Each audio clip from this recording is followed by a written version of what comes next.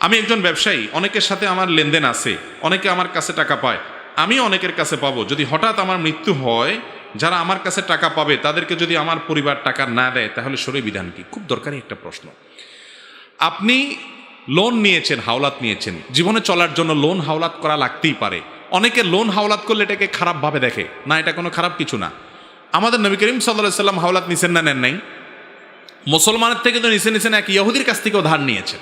বিধায় মানুষের প্রয়োজনে মানুষ ধার নেয়া দেওয়া এটা করতেই পারে। মুশকিল হলো ধার নেয়ার পর আমাদের সমাজে বেশিরভাগ মানুষ এমন প্রতারণা করে, যার কাছ থেকে ধার নিছে মনে হয় তারা আর চিনেও না। ধার নেয়ার পর ওই লোক যে বেচারা ধার দিছে সে এবার ভিক্ষুকের মতো তার পিছে পিছে ঘুরে লাগে। যেই দোকানদার বেচারা বাকি দিছে, উপকার করছে, এরপরে সে আর ওই দোকানের সামনে দিয়ে হাঁটে না, আরেক দোকান থেকে যায় সদাই খায়। এই রোগগুলো আমাদের সমাজে আছে না নাই? নবী করিম সাল্লাল্লাহু আলাইহি সাল্লাম বলেছেন, খিয়ারুকুম আহসানুকুম কদাআ, তোমাদের মধ্যে সবচেয়ে ভালো মুসলমান সে যেই মুসলমান কারোর কাছ থেকে হাওলাত নিলে, দোকান থেকে বাকি নিলে, লোন ধার দেনা নিলে টাইম অনুযায়ী পরিশোধ করে, টালবাহানা করে না, ঘোরাঘুরি করায় না, এবং বাটপারি করে না, এবং চিটারি করে না, দেনাদারকে পাওনাদারকে ঘুরায় না। এই ব্যক্তি হলো আসল ভালো মুসলমান। ভালো মুসলমান শুধু লেবাসে পোশাকে হয় না, লেনদেনে কায় কারবারে মানুষ ভালো মুসলমান হয়। সেটা আমরা করি না ভাইরা আমার।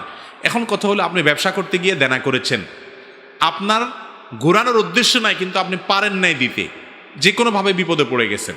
আপনার কর্তব্য হলো পরিবারকে ওসিয়ত করে যাওয়া, আমার স্থাবর অস্থাবর সম্পত্তি যেগুলো আছে, আমি যদি জীবদ্দশায় দেনা পরিশোধ করতে না পারি, তাহলে এগুলো বিক্রি করার পর আমার সম্পদ থেকে যেন দেনা পরিশোধ করা হয়।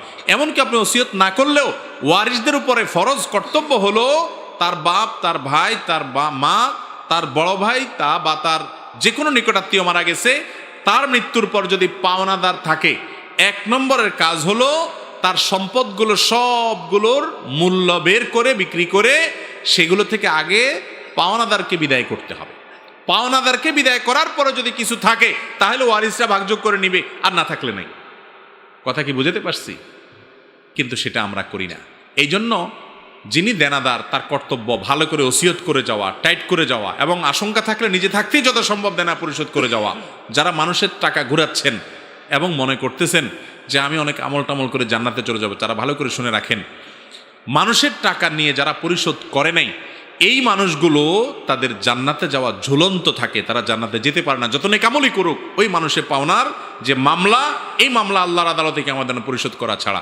এবং একটু আগে আপনারা খালিদ হোসেন সাহেবের বক্তব্য থেকে শুনতেছিলেন, আমিও পথ থেকে শুনছিলাম, তিনি বলছিলেন যে এইরকম মানুষ যে মানুষের দেনা রেখে সে দুনিয়া থেকে চলে গেছে, নবী করিম সাল্লাল্লাহু আলাইহি সাল্লাম নিজে তার জানাজা পড়তেন না, অন্য সাহাবীদেরকে বলতেন তোমরা পড়ো। সে মুসলমান, ঠিক আছে, জানাজা পড়া হবে, ঠিক আছে, কিন্তু নবীজি পড়তেন না, সমাজের গণ্যমান্যরা পড়বে না, ইমাম সাহেব পড়বে না, মুয়াজ্জিন সাহেব পড়াই দিবে তার জানাজা, যাতে করে মানুষের টাকা নিয়ে টালবাহানা করতে মানুষ চিন্তা করে।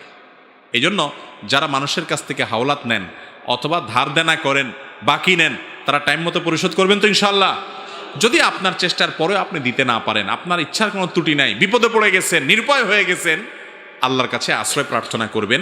বান্দার যদি ইচ্ছাকৃত অন্যায় না হয়, সেই ইচ্ছাকৃত মানুষের ঘুরায় নাই, কিন্তু বেচারা ফেঁসে গেছে এবং তার কিছুই নাই আসলে দেওয়ার মতো, তাহলে আল্লাহ তাআলা তাকে রক্ষা করবেন এবং পাওনাদারকে আল্লাহ তাআলা খুশি করবেন যদি সে আল্লাহকে খুশি করে যেতে পারে। এরকম বিভিন্ন হাদিস পাওয়া যায়।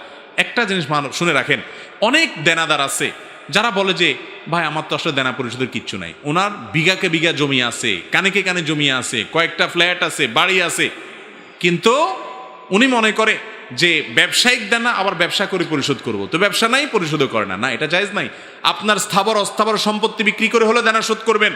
আপনার দেনা সব কিছুর আগে সন্তানের জন্য কি রেখে যাচ্ছেন তার চেয়ে বড় প্রশ্ন হলো আপনি দেনাদারকে পাওনাদারকে পাওনা পরিশোধ করেছেন কিনা। এই জন্য স্থাবর অস্থাবর সম্পত্তি বিক্রি করে হলেও কি করতে হবে? দেওনা পরিশোধ করতে হবে। আর যদি না করেন গুনাহগার হবেন আপনি আল্লাহর কাছে।